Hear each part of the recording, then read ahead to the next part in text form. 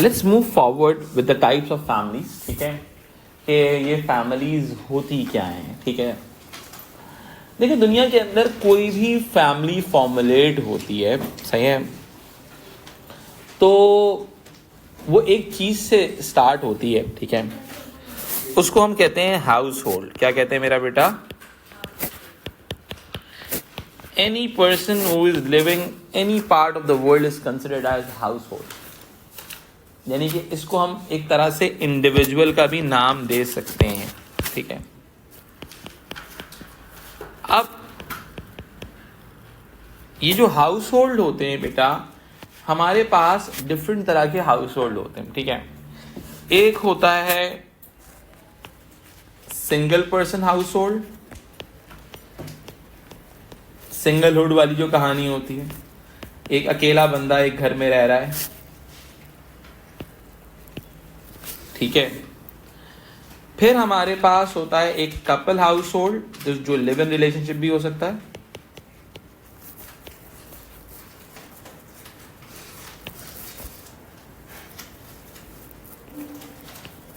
ठीक है। अब देखो इसके अंदर हमारे पास एक और एग्जाम्पल आती है। देखो कई मर्तबा हम क्या देखते हैं कि group of unrelated people are living together, group of unrelated people are living together, ठीक है। अगर मैं बोलूं group of unrelated people are living together, इसमें क्या बात समझ में आती है कि देखो जैसे कि हमारे पास जिसको हम कम्यून्स कहते हैं, क्या कहते हैं बेटा? कम्यून्स, ठीक है। अब कम्यून्स में क्या सीन होता है बेटा, वो एक बहुत ही इंपॉर्टेंट चीज समझ में आती है। लेट्स सपोज हमारे पास हमारी सोसाइटी के अंदर ओल्ड एज होम्स होते हैं, ठीक है। ओल्ड एज होम्स होते हैं, उनका सिलसिला क्या होता है ओल्ड एज होम्स का, कि भाई group of unrelated people are living together, group of unrelated people are living together, ठीक है। अब उसके अंदर आपके पास ओल्ड एज होम्स भी हो सकते हैं, ठीक है। उसके अंदर आपके पास कोई डॉम्स भी हो सकते हैं, हॉस्टल्स भी हो सकते हैं, ठीक है। और ये तमाम लोग जो होते हैं एक हाउस होल्ड है, एक घराने में रह रहे हैं, एक घर में जिंदगी गुजार रहे हैं, ठीक है। सो ऑटोमेटिकली ये जो कम्यून्स का मैकेनिज्म होता है ना, वो इसी तरीके से डेवलप हो रहा होता है।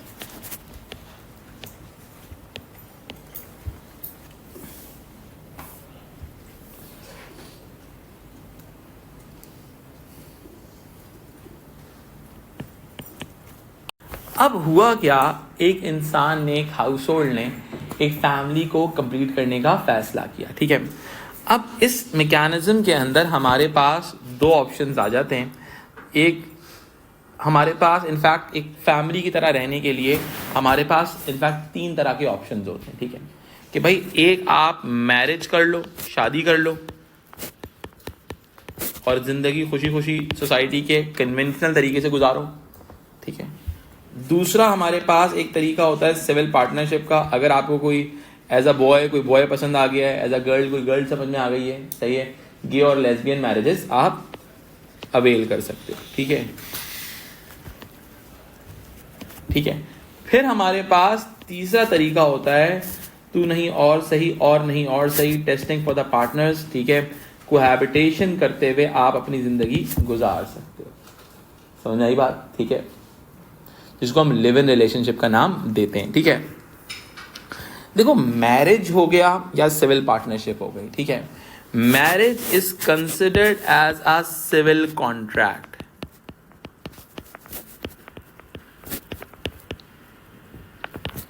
जिसमें स्टेट एक तरह से आपके सामने क्या बन जाती है, गवाह बन जाती है, ठीक है। अब देखो मैं बहुत सिंपल सी एग्जांपल देता हूं। स्टेट के नजदीक मैरिज या फिर निकाह क्या चीज होती है? स्टेट के नज़दीक तब होती है जब आप वो निकाह रजिस्टर कराने के पास स्टेट के निकाह खां रजिस्ट्रार जो लिखा हुआ होता है, रजिस्ट्रार के पास जाते हो। वो तूने पीके में देखा था ना, सरफराज धोखा नहीं देगा, वो रजिस्ट्रार ऑफिस के बाहर खड़ा हुआ होता है। वो सोसाइटीज़ जहाँ पर गे और लेस्बियन मैरिजेस अलाउ होती हैं, वहाँ पर दो गे कपल जाता है रजिस्ट्रार ऑफिस में और बोलता है we want to live together. तो स्टेट उस कॉन्ट्रैक्ट के अंदर पार्ट बनती है और कहती है yes you are allowed to live together, we are protecting your rights. सही है। इस सिविल कॉन्ट्रैक्ट में क्या होता है, प्रोटेक्शन ऑफ राइट्स होता है। सही है। अब कोहैबिटेशन का मसला क्या है कि इसमें प्रोटेक्शन ऑफ राइट्स नहीं है, अब्यूज भी हो सकता है, एबॉर्शन भी कराना पड़ सकता है, कुछ भी हो सकता है, इसमें स्टेट इज नॉट रिस्पॉन्सिबल। ठीक है, अब जाहिर सी बात है स्टेट जब राइट्स को मेक श्योर करती है तो स्टेट्स रिस्पॉन्सिबिलिटीज भी देती है। भाई कोहैबिटेशन का एडवांटेज ये है, no responsibilities attach, no strings attached. ठीक है, तो वो जो मसले मसाइल हैं वो कोहैबिटेशन में नहीं है, लेकिन दूसरी तरफ मैरिज में वो मसले मसाइल मौजूद हैं। Civil partnership is not allowed in all around the world, particular countries हैं जहां पे सिविल पार्टनरशिप का अप्रूवल है। ठीक है,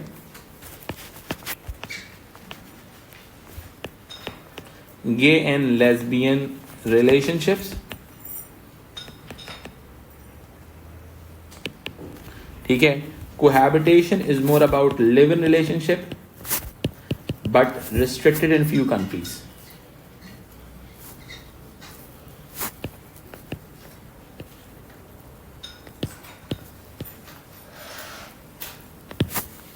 अच्छा, अब देखो ये दोनों, चाहे आपका कोहैबिटेशन हो या सिविल पार्टनरशिप हो, ठीक है, ये दोनों आइडियाज नॉन कन्वेंशनल हैं,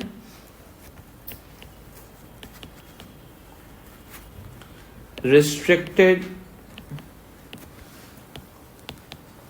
इन कंजर्वेटिव स्टेट्स।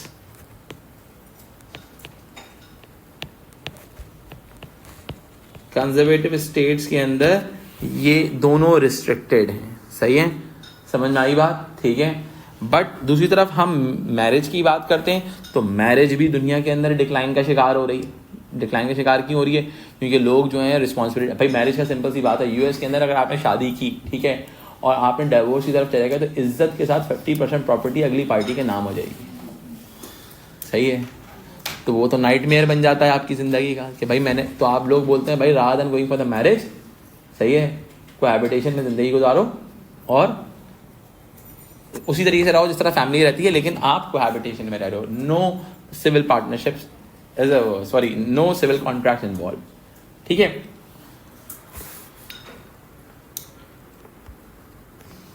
अच्छा, अब अगर मैं मैरिज की बात करता हूं, ठीक है, तो हमारे पास मैरिज की डिफरेंट टाइप्स होती हैं। ठीक है,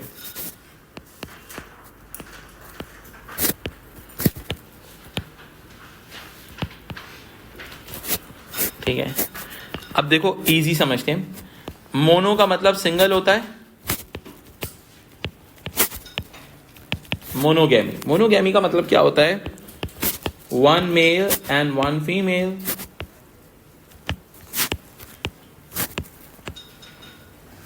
सही है। अब आपको ये दुनिया के साउथ एशिया के अंदर ये लाइफ स्टाइल नजर आएगा,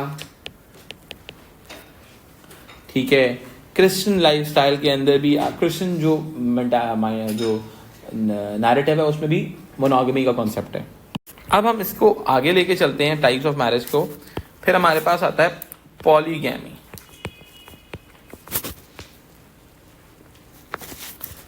अब पॉली का मतलब मल्टीपल होता है, तो मल्टीपल पार्टनर्स, ठीक है। मल्टीपल पार्टनर्स की जब हम बात करते हैं पॉलीगैमी के हवाले से, तो हमें क्या नजर आता है? अब देखो इसके अंदर एक हमारे पास ऑप्शन आता है पॉलीगायनी का, one male multiple female.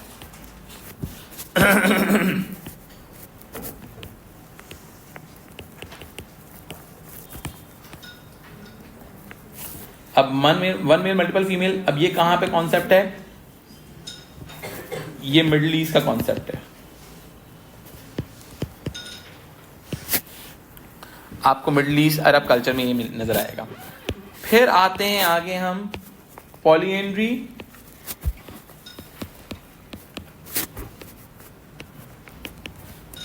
One female multiple males. एक ट्राइब है नयार ऑफ मालाबार के नाम से,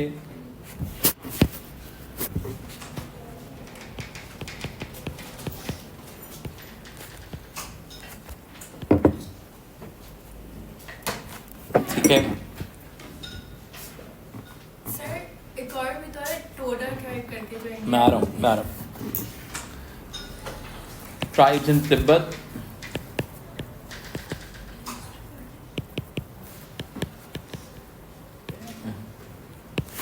ठीक है, वो भी हैं, तो तुम भी सही कह रहे हो, ठीक है। इसके अलावा ये बहुत सारे कुछ ये ट्राइबल लाइफ होता है। अब देखो इसकी वजह क्या होती है, मैंने कहा ना कोई भी चीज़ कल्चरल लेवल के ऊपर मुंह उठा के नहीं आ जाती। मसला ये था इन ट्राइब्स का, इन ट्राइब्स में males are very less and females are more than males. और उनकी एक रिवायत ये थी कि भाई इस सोसाइटी के अंदर males are more, females are less, ठीक है। और उनकी ट्रेडिशन ये थी कि आप ट्राइब से बाहर शादी नहीं कर सकते, रिलेशनशिप मेंटेन नहीं कर सकते। तो वो इस ट्रेडिशन को मेंटेन करने के लिए उन्होंने कहा भाई पॉलिंड्री होनी चाहिए, one female are having multiple male partners, सही है। और जैसे नयार ऑफ मालाबार में ये होता है कि जो बच्चा होता है वो तो नहीं पता होता कौन से अब्बा का है, ठीक है। तो फिर क्या होता है कि उसको वो जो होती है मैटरनल साइड जो होती है उस बच्चे का ख्याल रखती है, सही है। तो ये एक एलिमेंट आता है इसके अंदर, ठीक है। तो पॉलीगैमी हो गया और पॉलीगाइनी हो गया और पॉलीएंड्री आ जाता है इसके अंदर, ठीक है। अब दूसरा हमारे पास ऑप्शन था सिविल पार्टनरशिप का या कोहैबिटेशन का, समझ आई बात, ठीक है। अब ये हमने अंडरस्टैंड कर लिया। अब हम basically core types of families की बात करते हैं। मैरिज हो गई, शादी हो गई, ठीक है, धूल धमाका हो गया, सही है। अब उसके बाद ज़िंदगी नई लेवल पे स्टार्ट होगी। तो हमारे पास पहला ऑप्शन जो दुनिया में मोस्ट पॉपुलर ऑप्शन है, इसमें बहुत बड़ा किरदार मीडिया का भी होता है और कॉलोनियल माइंडसेट का भी इसमें बहुत बड़ा रोल आ जाता है, ठीक है। That is all about nuclear family.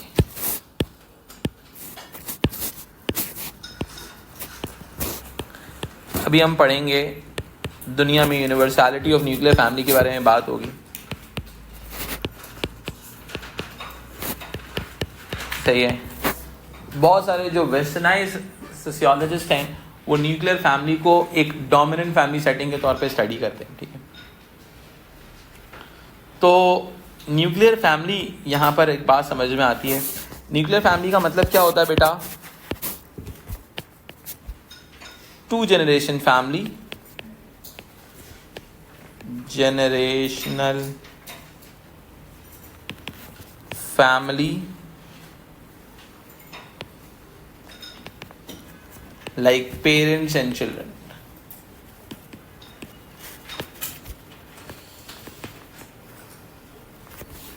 ठीक है जी। फिर हमारे पास दूसरी जो टाइप ऑफ फैमिली आ जाती है, that is all about what?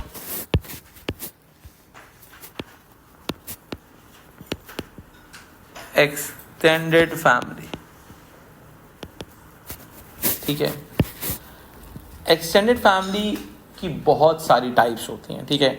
Extended family को, जिसको हम आसान अल्फाज में जॉइंट फैमिली भी कह रहे होते हैं, ठीक है। अब इसकी मल्टीपल टाइप्स होती हैं। एक होती है vertical extended family,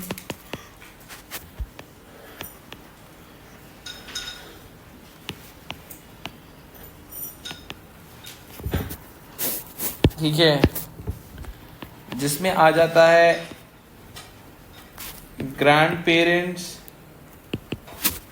parents and children, ठीक है।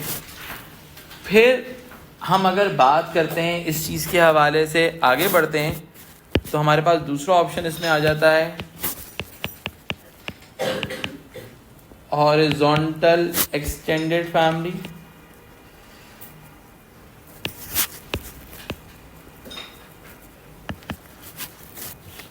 ठीक है।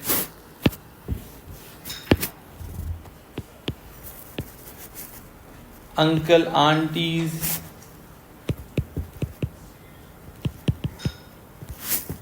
And their family. अब उसमें होता यह है कि एक बच्चे के बहुत सारे अम्मा अब्बा हो जाते हैं, तो वो कुछ भी नहीं कर पाता जिंदगी के अंदर, ठीक है। यानी कि बहुत सारे लोग उसको कर तो बहुत कुछ सकता है, यानी कि गलत कामों में नहीं कर सकता, ठीक है। बहुत सारे लोग उसको बचाने वाले आ जाते हैं, ठीक है। अगर मैं इस चीज़ को और आगे लेके चलता हूँ, एक्सटेंडेड फैमिली की और टाइप हमारे पास सामने आती है। अब इसमें हमारे पास एक होती है क्लासिक एक्सटेंडेड फैमिली,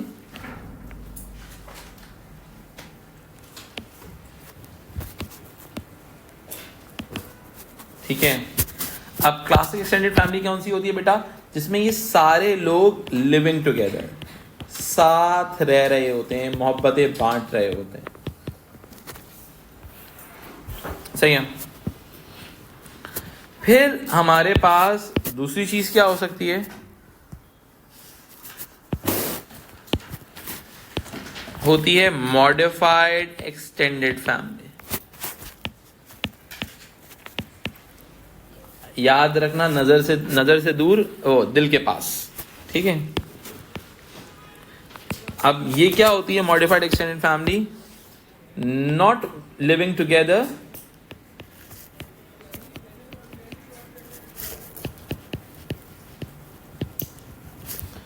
बट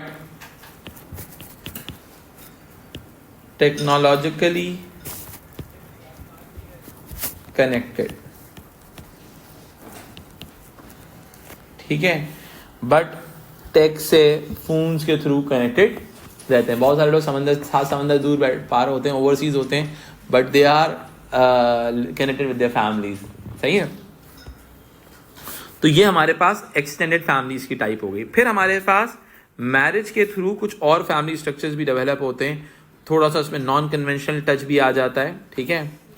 अब अनफॉर्चुनेटली अगर देखो मैरिज हुई है तो ऐसा सिविल पार्टनरशिप, सही है। तो सिविल पार्टनरशिप कोई भी होगी, कोई भी पार्टनरशिप होती है, उसमें डिसोल्यूशन ऑफ पार्टनरशिप का ऑप्शन दिया जाता है। कोई भी पार्टनरशिप डीड बगैर डिसोल्यूशन के नहीं बन सकती, ये अमर नहीं होती है, सही है, ठीक है। सो जनाब, whenever we talk about the dissolution of civil contract, उसको हम कहते हैं डिवोर्स।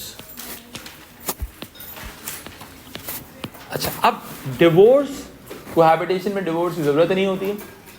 सिंपल बोलो, I am not gonna live with you, live in relationship खत्म, जिंदगी सुकून, सही है। डिवोर्स में मसले मसाइल ज्यादा होते हैं। अब आफ्टर जब दुनिया में डिवोर्स रेट बढ़ेगा तो नॉन कन्वेंशनल फैमिली टाइप भी बढ़ना शुरू हो जाए। अब नॉन कन्वेंशनल फैमिली टाइप क्या हो सकती हैं? एक इंसान ने फैसला किया सिंगलहुड में रहने का, अकेले रहने का, बहुत गुजारा कर लिया, ठीक है। अनुराग कश्यप ने फैसला किया डिवोर्स के बाद कि मैं अकेला रहूंगा, ठीक है, बहुत गुजारा कर लिया लोगों के साथ, ठीक है। फिर हमारे पास दूसरा ऑप्शन क्या होता है? रिकॉन्स्टिट्यूटेड मैरिज,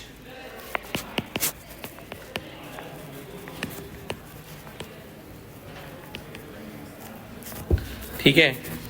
फिर एक रिकॉन्स्टिट्यूटेड मैरिज का मतलब होता है क्या? सिंगल और both partners are secondly married, reconstitute हो रही है फैमिली, ठीक है। फिर होती है सिंगल पेरेंट फैमिली,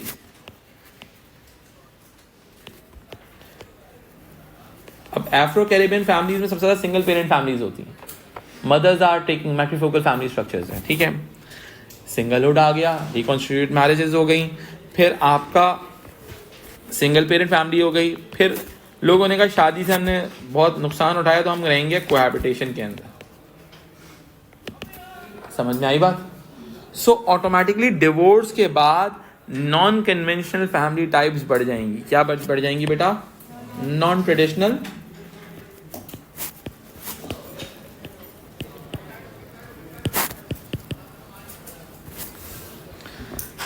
ठीक है। तो हर इंसान किसी ना किसी तरह के फैमिली स्ट्रक्चर के साथ जुड़ा हुआ होता है। ये बात समझ में आती है? All clear till now? तो हमने पहले स्टार्ट किया हाउस होल्ड से, then we move towards marriages, then we move towards the type of family structures, and then we talk about the dissolution of marriage which is divorce, and then we talk about the family structures after the divorce, ठीक है जी।